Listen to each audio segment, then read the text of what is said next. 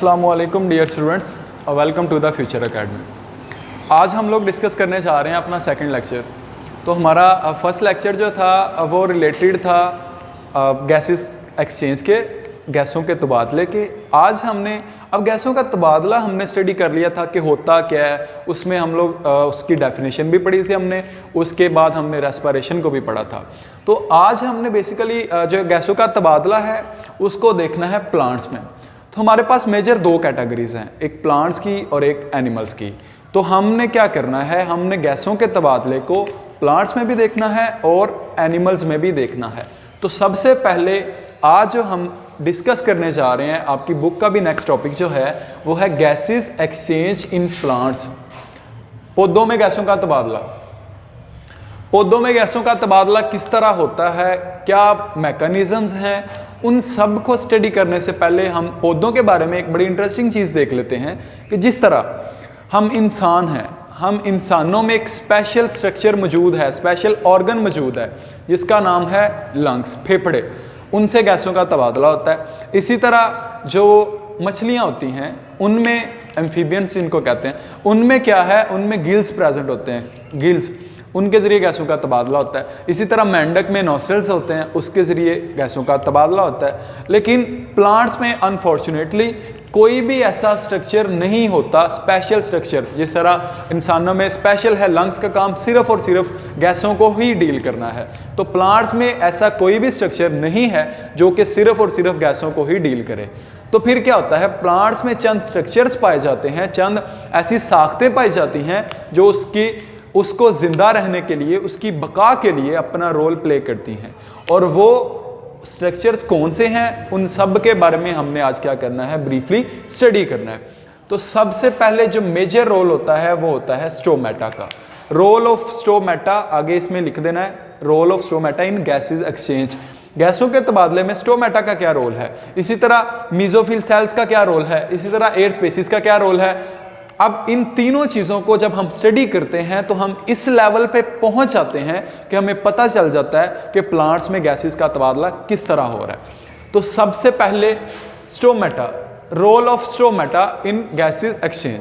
तो student, stomata basically होते क्या हैं, सबसे पहले तो हमें ये पता होना चाहिए। तो स्टोमेटा जो है वो बेसिकली सेल्स नहीं है, स्टोमेटा बेसिकली ओपनिंग्स हैं, सुराख हैं। तो स्टोमेटा क्या है, सुराख। स्टोमेटा सुराख क्या है, किससे बनते हैं, गार्ड सेल से। गार्ड सेल्स, गार्ड सेल्स जो हैं उनकी शेप होती है लोबिया की, लोबिया की शक्ल जैसे होते हैं। अब जब वो इस तरह अपने टर्जिड होते हैं इस तरह, तो वो क्या होता है, एक ओपनिंग बन जाती है दरमियान में। जब ये ओपनिंग बन जाएगी तो एक जगह मिल जाती है, स्पेस मिल जाती है। जब वो फ्लैसिड हो जाते हैं, जब उनमें से पानी निकल जाता है तो वो इस तरह मिल जाते हैं आपस में। जब इस तरह मिलेंगे तो दोनों सुराख आपस में बंद हो जाएंगे। तो ये जो सुराख बन रहा है गार्ड सेल्स के ओपन होने से और क्लोज होने से बंद हो जाता है, इस सुराख का नाम है स्टोमेटा। इस सुराख का नाम क्या है, स्टोमेटा। स्टोमेटा बेसिकली एक सुराख है, एक ओपनिंग है, और ये बहुत इंपॉर्टेंट रोल प्ले करता है गैसों के तबादले में। किसमें, प्लांट्स में। तो स्टोमेटा बेसिकली बहुत इंपॉर्टेंट है।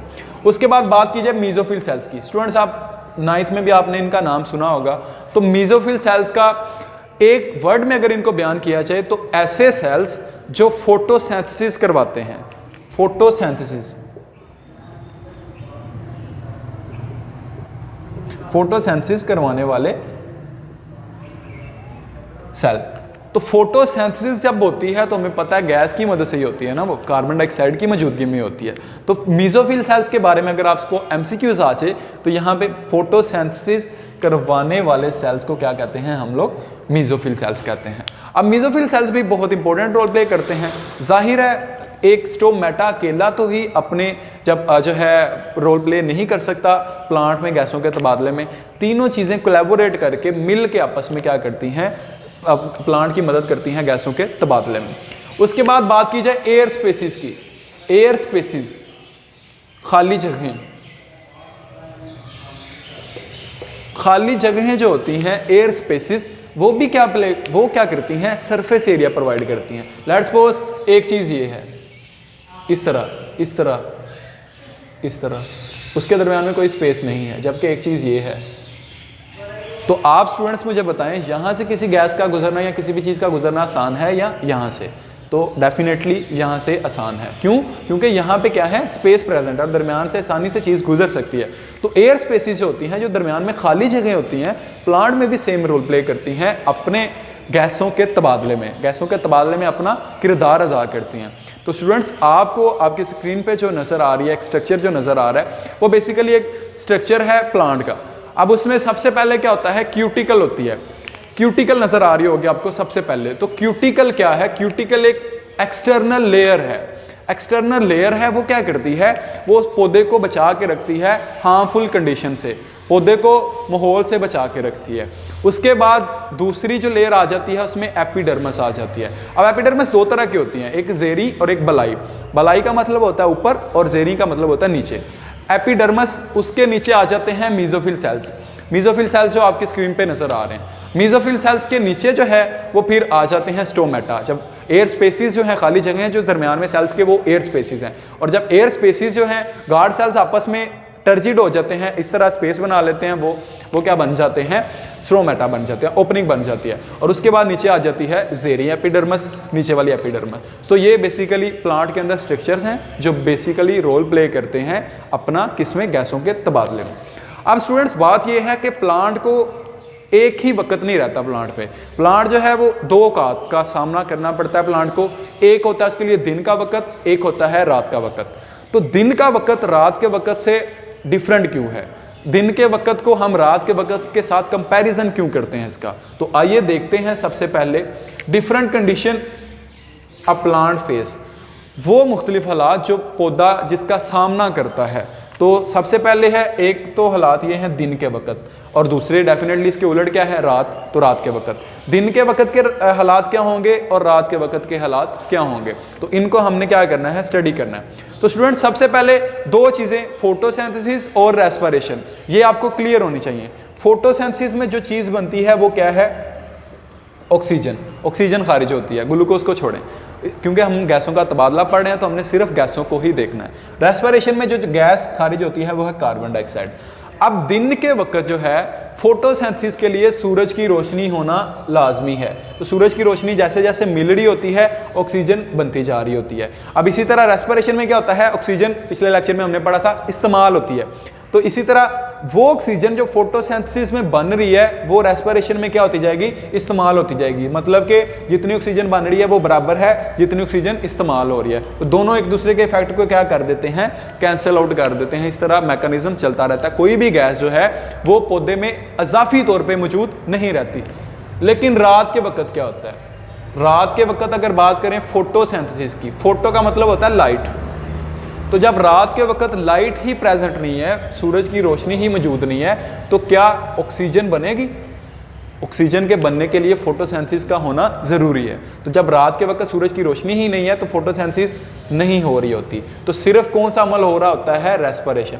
और रेस्पिरेशन के दौरान क्या निकल रही होती है, कार्बन डाइऑक्साइड खारिज हो रही होती है। अब कार्बन डाइऑक्साइड जो है, अब स्टूडेंट्स आपके जहन में एक क्वेश्चन भी आ रहा होगा कि रेस्पिरेशन के होने के लिए ऑक्सीजन का होना लाजमी है। तो ऑक्सीजन चूंकि प्रेजेंट नहीं है, तो फिर प्लांट जो है वो ऑक्सीजन कहाँ से हासिल करता है? तो स्टूडेंट्स, प्लांट जो है वो सारा दिन जो फोटोसिंथेसिस कर रहा होता है उसमें अपनी ऑक्सीजन को थोड़ा बहुत स्टोर कर लेता है, ताकि वो रात के वक्त रेस्पिरेशन में क्या आ सके, काम आ सके। तो रेस्पिरेशन में कार्बन डाइऑक्साइड पैदा होती है। अब बहुत ज़्यादा रेस्पिरेशन, जब रात के वक्त बहुत ज़्यादा प्लांट में से कार्बन डाइऑक्साइड निकल रही होती है, और कार्बन डाइऑक्साइड जो है वो हमारे लिए नुकसानदेह है। इसी वजह से कहते हैं कि रात को प्लांट्स के नीचे नहीं सोना चाहिए, क्योंकि प्लांट्स में नीचे सोएंगे तो उससे दम घुट सकता है कार्बन डाइऑक्साइड की वजह से, और अल्टीमेटली पर्सन की डेथ भी हो सकती है। तो ये थे दो कंडीशंस, एक दिन के वक्त और एक रात के वक्त। अब स्टूडेंट्स, बात करें एक स्पेशलाइज्ड स्ट्रक्चर जो है, उनका नाम है लेंटी सेल्स। जिस तरह गार्ड सेल्स जो थे, मीजोफिल सेल्स जो थे, गार्ड सेल जब ओपन होते थे ओपनिंग बन जाती थी स्टोमेटा, जब बंद होते थे स्टोमेटा क्लोज, जब खुलते थे स्टोमेटा ओपन।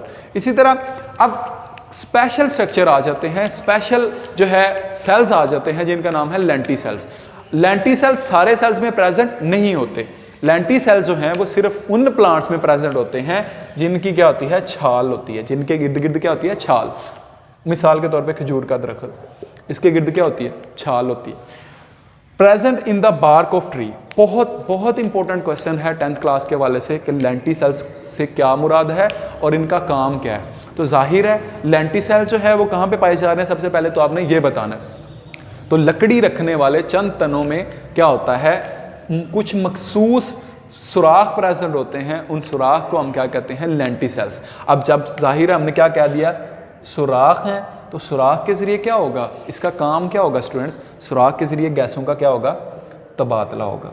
तो लेंटिसेल्स होते क्या हैं वो तो आपको आई होप सो क्लियर हो गया होगा। और उसके बाद गैसों का तबादला इनका क्या है, काम है। अब स्टूडेंट्स नेक्स्ट मूव करते हैं गैसेज एक्सचेंज इन, गैसों का तबादला इक्वेटिक प्लांट्स में और स्मॉल प्लांट्स में। इक्वेटिक प्लांट्स, एक्वा का मतलब बेसिकली होता है वाटर, एक्वा का मतलब क्या है, H2O वाटर। तो एक्वेटिक प्लांट्स वो प्लांट्स जो पानी में रह रहे हैं, उनमें गैसों का तबादला कैसे होता है। लेट्स सपोज ये हमारे पास है प्लांट्स और ये रह रहा है पानी में, तो यहाँ पे सारा है पानी। अब यहाँ से इसकी रूट्स को जो है वो डिफ्यूजन के जरिए क्या होगा, डिफ्यूजन के जरिए गैसेस का तबादला होगा प्लांट्स की रूट में। तो पानी से ही वो क्या करेंगे, ऑक्सीजन वगैरह जो भी उनको गैस चाहिए वो उसको हासिल करेंगे। इसी तरह स्मॉल प्लांट्स, आप देखें ये है मिट्टी, लेट्स सपोज ये, अब स्मॉल प्लांट जो है वो इतना सा होगा लेट्स सपोज, अब उसकी इतनी ना तो उसका तना इतना ज़्यादा स्ट्रॉन्ग है ना उसके पत्ते हैं इतने ज़्यादा, तो फिर वो गैसों का तबादला कहाँ से करेगा, तो वो गैसों का तबादला जो है वो अपनी रूट से करेगा, जड़ों से।